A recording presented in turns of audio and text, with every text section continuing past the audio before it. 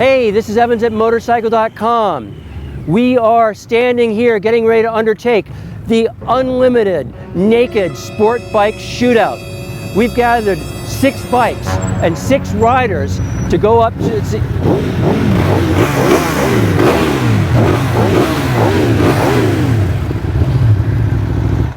Before I was so rudely interrupted, we've got 6 bikes and 6 riders. We're riding up to Laguna Seca to see the World Superbike races this weekend, along with Moto America. What we've got here are 6 fantastic naked bikes, starting with Aprilia 210 Factory, Ducati Monster 1200, Honda CB1000R, Kawasaki Z1000 ABS, Suzuki GSX-S 1000, and the Triumph Speed Triple S. The roads we're going to ride are right behind us. Let's go to it.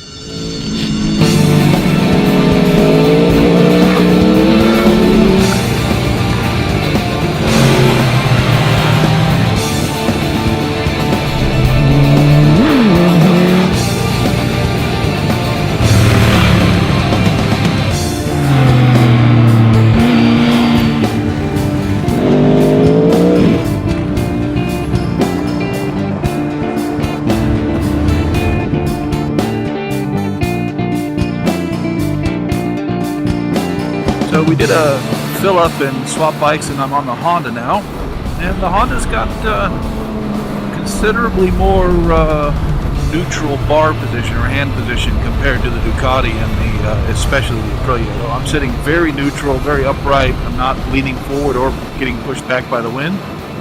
We're doing 67 miles an hour right now, and I'm about happy as a clam. So yeah, for covering long straight roads, thumbs up for the Honda.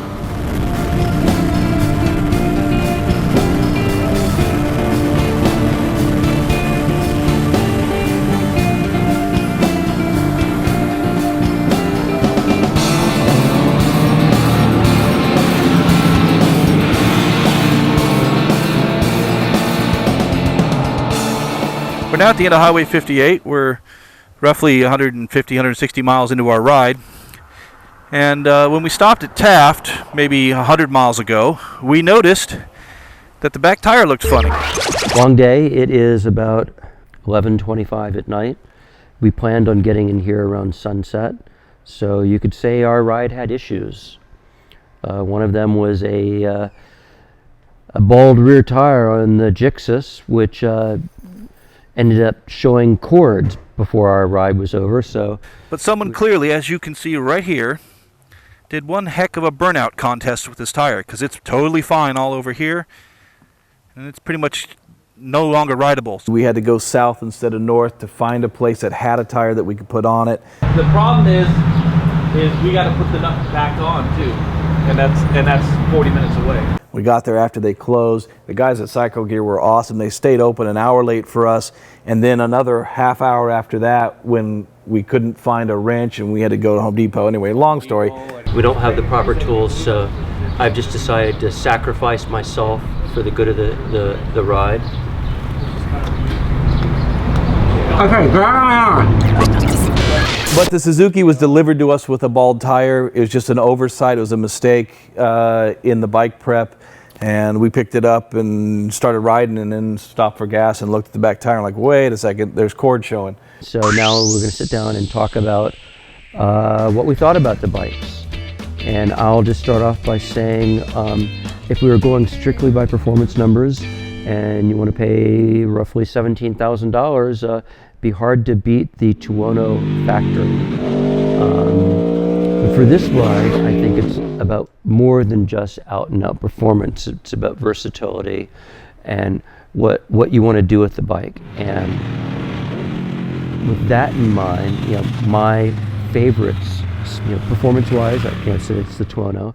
Then the Speed Triple, which I've always had a very, very not so secret lust for, with its new updates, has rekindled those feelings. Both the Ducati and the Aprilia at roughly 16.5 and 16.9. I think that's their approximate prices. they are kind of outliers in this shootout. They're the premium European bikes, and they sort of don't fit. We have 3 core Japanese standards, right? We got the Z1000, the Honda CB, and the new GSX-S 1000. Yeah, and those bikes obviously belong together, and the Suzuki being by far the bargain of the bunch at 10.5. And they all hover between 10.5 and 11.9. And I'd say in overall performance and capabilities, they're very close to each other, which means for 10.5, unless you have something against Suzuki, that seems like out of those 3 the one to buy. For my money, I'd still take the Aprilia, but at 10.5, that Suzuki, you know, it's 90% of the motorcycle for 60% of the price. Yeah, I'm still a big fan of the Suzuki. I liked it when I went to the press intro a year or 2 ago.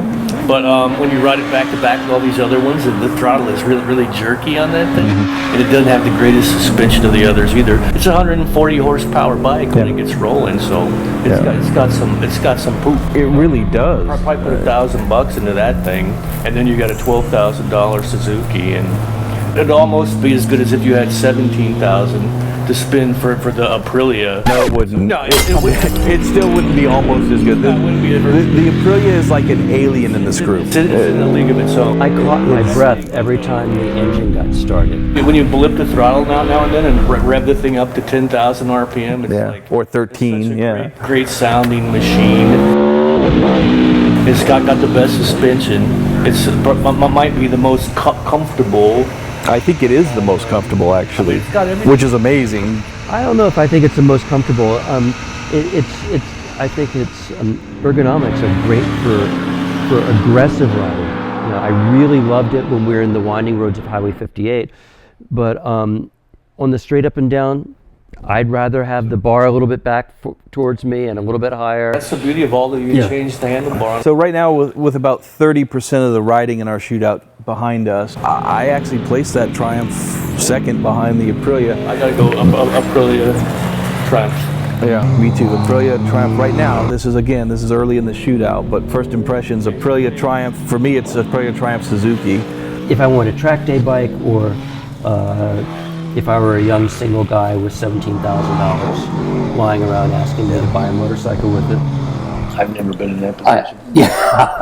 I would choose that. But it's been, you know, when I think about it in the context of what we're doing on this trip, I've sort of eliminated it, and the Triumph seems to hit that special ground between, you know, the handling, the performance. I mean, it doesn't blur my vision the way the Tuono does, but it's right up Triumph there. is amazingly smooth.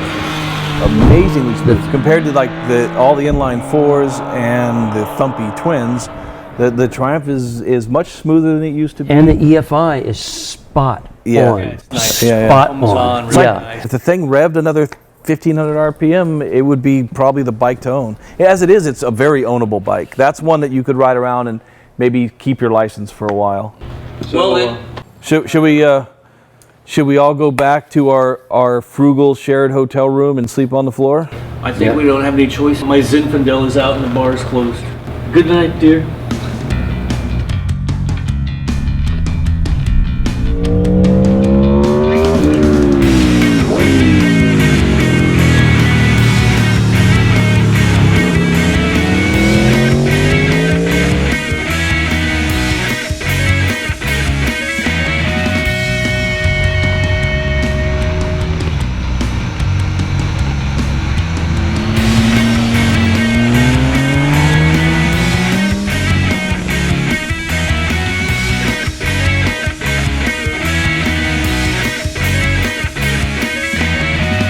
So here we are back after a couple days riding, and wow, logged a lot of miles over a lot of different kinds of roads.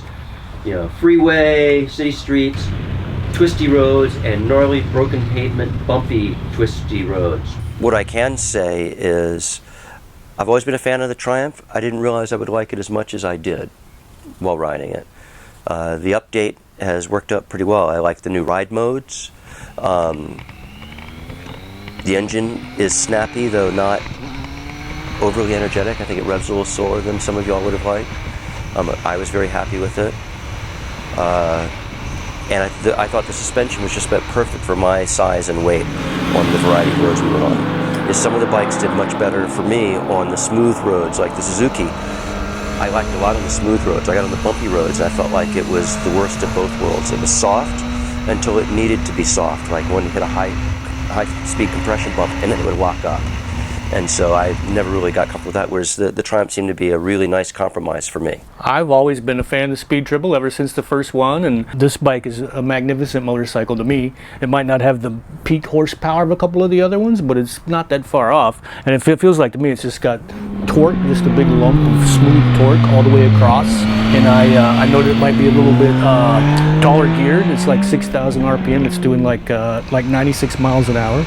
Not that we ever went that fast, but it's just smooth transpo, and for me it's the most comfortable bike out of the whole bunch too, which is nice when you're going that far. Yeah, there's a couple other bikes that are more exciting, like, oh, I'm going to go out for a sport ride this morning, but if you want a bike to ride all the time, and it doesn't give up much in the sport department either, I think. My only complaint about the Speed Triple is due to the high pipes. What we did on this trip was we threw soft luggage on the bikes and took off, and with high pipes you can't put soft saddlebags on it. You'd have to go with the tail bag, and or a big giant rack to hold them off the pipes. And since I tend to overpack, I guess it's because I live with nothing but females in my house. I tend to overpack. I need saddlebags. But as far as being an all-around bike, if I had to choose any one of these as the one that I would buy to take care of my desert island motorcycle of this group, it would definitely be the Speed Triple, because it's so versatile. But if I were looking for the kick-ass, nothing but sport riding, nothing but track days bike, there's only one bike that I would even consider in this group, and that's the Tuono factory. Aprilia Tuono. Yes. Yeah, that thing's a beast. It kind of almost doesn't belong in this group. We kind of discussed maybe it should be included because it should go with the real fast hot rod nakeds. Yeah, I think it won every single subjective category. It's on here. It's the sportiest bike by far. It's our favorite, although it's maybe not the one we'd pick for our only bike. We'd probably take the Triumph. The Aprilia's here because it defeated our previous champions. Technically, it didn't. It lost to the Super Duke R by 0.1%. It was a virtual tie. It was better on the racetrack and a little worse on the street. In that shootout, it was dinged for comfort compared to the Super Duke R, and the Super Duke R is definitely a roomier motorcycle. When I rode the Aprilia home from Piaggio, when we picked it up the day before this shootout started, I was so excited because the original Tuono is my favorite motorcycle of all time. I said, I'm going to ride this thing and I'm going to have to buy it, I'm going to love it. And I hopped on it, and I didn't. I hopped on it and I was a little uncomfortable, and it felt like my hands were a little too low. And after riding it to Laguna and back and all around Laguna during the race weekend, as soon as you get used to it, it's actually not uncomfortable at all. It's not putting a lot of weight on your wrists like the first impression makes you think it is, just because your hands are low. And for comfort, it's the equal of every bike in this test or better. And only for long straight lines does the Triumph really beat it. The Triumph's a little softer, a little cushier. It's close to the others. I don't know if it's equal or better. Another reason why we had it is we didn't have the factory the last time. We had the base model Tuono. Yeah, which actually would have fit right in the middle of this shootout price-wise, and would have maybe even been a more logical choice. But this is what was available on short notice when we couldn't get the Yamaha. My two initial impressions of getting on the Z1000 were, the first one was, wow. I'm going. Everybody stand clear. This is so much like, it feels like I've just sat down and started riding the Versys 1000 with different bodywork. The engine is that familiar. It was how easy it was to maneuver in the tight and twisty stuff, and I never thought that it would feel that light steering for its size. And the suspension worked really well. I rode it on some of the bumpiest sections of road on our entire trip, and I felt completely comfortable on it. And then I went from that to the Suzuki, and it was all boingy and getting out of shape, and it really called attention to me how much I really liked the Kawasaki suspension and how well it worked. Right, there is a $1,500 price difference in the Kawasaki and the Suzuki, and largely I think where it's most apparent is in their suspensions. The Kawasaki clearly has more refinement all around in the suspension. Your comment about the Versus, the ergonomics are nothing like the Versus 1000, but the motor yes. really is. And the one glaring fault in it is they over retuned them for torque, and it's real nice around just normal riding, but then you get on the back road and it just doesn't want to rev, and it signs off early. Although they do, they've got the cutouts in the frame for this to make the airbox noise louder, and so it's got that great intake sound. Of the inline fours, it's by far the best sounding bike, and of the bikes that aren't a Triumph or an Aprilia, for me, that's my clear number 3 in the Shootout. I noticed while riding the Kawasaki was you could tell that the engine was solid mounted, because as you went through various engine speeds, you could feel the harmonics move around the bike from your pegs at some RPM to the grips at the others. Of the inline fours, I think the Honda's the only one that doesn't have any real glaring vibration issues. The Kawasaki, you get it in the seat and the pegs mostly, and the Suzuki, you get it in the bars mostly. Of course, that means the Suzuki's a little easier to fix because you can just put more bar in the weights or even stuff the bar with a bar snake or something like that. I don't really share y'all's enthusiasm for the Kawasaki much at all. For me, maybe it's different weights. Maybe I'm up to the top, further up the suspension or something, but on the small stuff, it hammers me. It's like the small bumps on that thing is much worse than the Suzuki to me. And on the bumpy back roads on Santa Rosa Creek, over all that stuff, this thing was just hammering me. Oh, that's so funny. I was getting a better ride out of the Suzuki personally, and I think for $1,500 less, to me it's a big part of aesthetics too. And I think the Suzuki looks bitchin', and I think for $1,500 you get a new shock and stick on back of there, and the throttle's a little abrupt. You fix that, and then that's the 140 horsepower beast. There to me, it's revier than the Kawasaki. I kind of like it. It's not quite as quick steering as the Kawasaki. It seems like not quite as much steepness as the Kawasaki. It's more of a linear, more trustworthy bike to me on a bumpy back road. The one thing I did notice quite a bit, in addition to the suspension though, is that the Suzuki's motor is significantly higher performance unit than the Kawasaki's motor. The Suzuki's motor is just shifts better too for me. Yeah, it's got a great gearbox in it. Gearbox is awesome. But it also, downshifts. that one complaint we have with that tuned for torque motor in the Kawasaki, the Suzuki doesn't have. It's fine on the bottom, it's fine in the mid-range, but once you get going, it really goes. It's not quite a super. It's not quite a super bike or a Tuono, but it feels really happy as you as you stay on it and it gathers its skirts up and goes. The price of the Suzuki came up like $400 or $500 from last year. The first one was just less than $10,000. If you want a project bike at all, I think that'd be the one. Yeah, you bolt a couple of parts on that and you're smoking. Right. You don't have to do much. About the Suzuki that is interesting in contrast to Kawasaki is that motor actually is a GSXR 1000 K5 motor, which is not a bad motor. It doesn't have modern peak power, but it's got power everywhere and also a very good top end compared to the Tune for Torque Kawasaki. That feels like a superbike motor that's maybe just a little bit of uncorking away from actually being a superbike motor. I do the Triumph, I do the Aprilia, and but my Suzuki would be my third pick if money's an issue.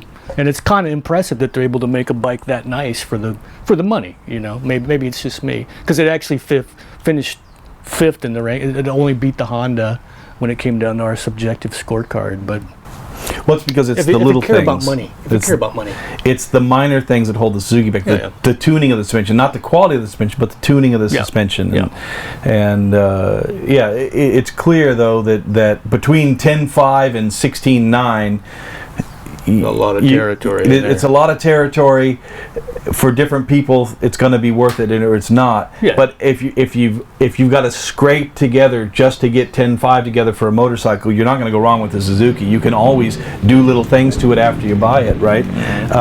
You mentioned your ranking. You kind of like the Triumph than the Aprilia than the Suzuki. I think mine is Aprilia, Triumph, Kawasaki, Suzuki, Ducati, Honda. Oh, you're wrong again, Sean. Well, then y'all. What about you? Laugh at me. I'm Triumph, Kawasaki, then Aprilia. because I like the two broader focused ones first, but I can't deny the fact that that is a sex machine, particularly when you get on the throttle and it's blurring your vision and you got that awesome exhaust note echoing off the canyon walls. I love the old Monster, the air cooling, because the fin showed. This one looks good from the right side, but on the left side it looks like the bottom of a refrigerator.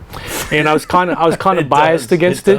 I was kind of biased against it because I like old Monster so much. And the thing works amazingly well. You were on the Aprilia at the time, and I said, oh, there goes Sean. But I kept up with you pretty good on the Monster. It's really good suspension when it revs up. It's it gets used to the DVT motor on the other ones. It broadens the power band. This doesn't have that, so you got to rev it up a little bit. But once it gets revving, it's an animal, and the thing has the S. It's got great suspension on both ends.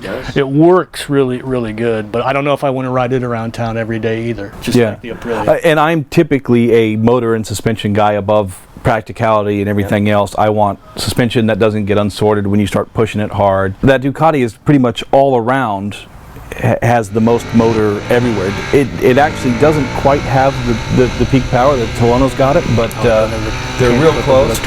But torque-wise, nothing touches that Ducati. And it sounds nice. If it had a right side foot peg that didn't keep your foot locked with the toe pointed in, so that you could actually move around, and maybe if it had more of the old Ducati Street Fighter seat, so it wasn't so scooped out, because I don't really, I like knee room and I don't need a low seat height. It would be maybe even my second favorite bike in the test behind the Tuono. But as it is, I find that much like the Multistrada S with a very similar motor in it, it's got a lot of false neutrals hiding in that box. So we haven't really said much about the Honda yet. It's actually a very nice motorcycle. It's last on my subjective scoring, and it's near the bottom on everybody else's subjective scoring. But it's a great real-world motorcycle. It's got that practicality. It's got more steering lock than the other bikes, like at low speed. It's very, very friendly and easy to ride. And as long as the road's not too up and down, not giving you too many G-outs and not too rough, so like a good flowing kind of medium speed road. Still on the Honda, and we've got a little bit of a brief space ahead of us, so we can pick the pace up. Really like the way the Honda's rolling over the top. Kind of nice and fluid. Feels very solid. It handles wonderfully. Like it's super smooth in its transitions. It's kind of low effort, and you can make perfectly fine time. If you pick the pace up, it's going to need some suspension work. It's going to need more spring, more damping, and you're going to run out of for me, I think I gave it a 9 in suspension. Because me, I'm 150 pounds, 160 pounds with gear, and that thing's like maybe got the best suspension here. It'd be between it and the Triumph for me, because I'm lighter. It is noticeably softer. It's so soaked up all the bumps on the dirty back roads, on the gnarly back roads. Comfortable on the freeway, nice seating, nice seat. It's one of the best. It's like we used to say Hondas, or so. It's kind of like an old-fashioned Honda. Nothing wrong with it. Yeah, I think there's nothing wrong with the motorcycle. I will say that even on Sierra and Arrest on the way there, the first time I rode it, it did bottom out. Well, that was your camera bike, so that had all of your gear on it, which is the heaviest by far, and then it had me, which is the heaviest by far, and it had my backpack, which is reasonably heavy. So the bike was not done any favors as far as that goes, and it was struggling even on the smooth stuff. But I could tell with a little less weight on it, it would have been fine, although still a bit soft for any kind of rapid transitions. Smooth, medium pace transitions, it's like a magic carpet. It's wonderful. And it's a cool bike. It's got the single-sided swing arm is kind of hip, and the only problem with it, it's like almost as expensive as some of the other ones, like the Triumph. But I bet it's been around long enough that if you went to your Honda dealer and drove a hard bargain, you probably could get one for not much more than the Suzuki. It's the second cheapest bike here, actually. Is it? It's but it's 500 still less than the Kawasaki, and it's about 1,000 more than the Suzuki. Is it? So yeah, for me, I could do the Honda as easily as I could do the Suzuki. No ABS, no traction control, none of that. No ride mode. Yeah, the objective scores hit it pretty hard. Normally at this point we'd tell you to surf on over to Motorcycle.com and read the story to find out who won. But because of the logistics involved in getting all of us together to shoot this video, we actually have the numbers right here. So I'm going to build the excitement a little by starting with third place. Third place, Ducati Monster 1200S. And the crowd goes wild. Second place, Triumph Speed Triple. And the shocker of the century, first place, Aprilia 210 Factory with 92.3%. It won by almost 5 percentage points. So, go over to Motorcycle.com, read the rest of the story. You'll read a lot more about all 6 bikes and lots of pretty pictures. Good video too. Oh, you're watching it.